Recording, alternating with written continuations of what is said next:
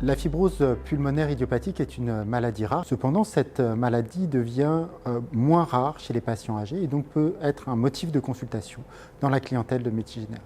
Dans quelles conditions faut-il évoquer la fibrose pulmonaire? Dans deux situations principales, celle d'une part d'une dyspnée inexpliquée et qui doit conduire dans ces cas-là à réaliser un scanner thoracique, et d'autre part quand il y a des anomalies auscultatoires, quand il y a des crépitants à l'auscultation pulmonaire qui là aussi doit conduire, après avoir exclu des maladies plus fréquentes comme une insuffisance cardiaque gauche ou une bronchopneumopathie chronique obstructive, à évoquer ce diagnostic avec éventuellement un pneumologue. Alors dans les fibroses pulmonaires, il y a beaucoup de causes possibles. Il y a des maladies systémiques comme par exemple la polyarthrite rhumatoïde. Il y a des médicaments. Après l'exclusion de ces pathologies, on parlera alors de fibrose pulmonaire idiopathique.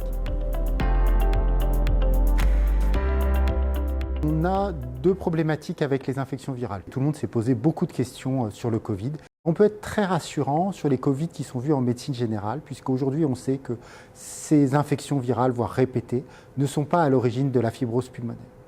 On sait par ailleurs en revanche que certains patients qui sont allés en réanimation, donc des Covid particulièrement sévères, peuvent avoir des séquelles qui, dans la grande majorité des cas, vont s'améliorer et ne vont pas provoquer de fibrose pulmonaire qui va s'aggraver.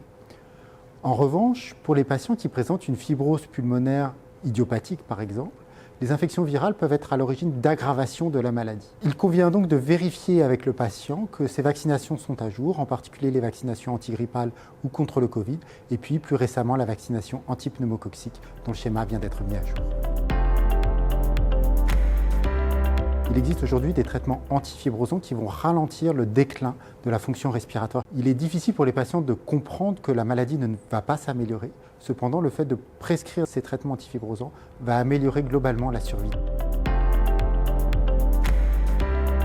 Les patients avec une fibrose pulmonaire idiopathique peuvent être adressés à des centres parfois éloignés géographiquement de leur domicile. Dans des conditions idéales, une interaction entre ces centres parfois de référence et les médecins généralistes peut aider globalement à la prise en charge. En effet, ces patients peuvent présenter des pertes de poids, peuvent présenter des dépressions, et la prise en charge de ces comorbidités pourra améliorer globalement le pronostic de ces patients.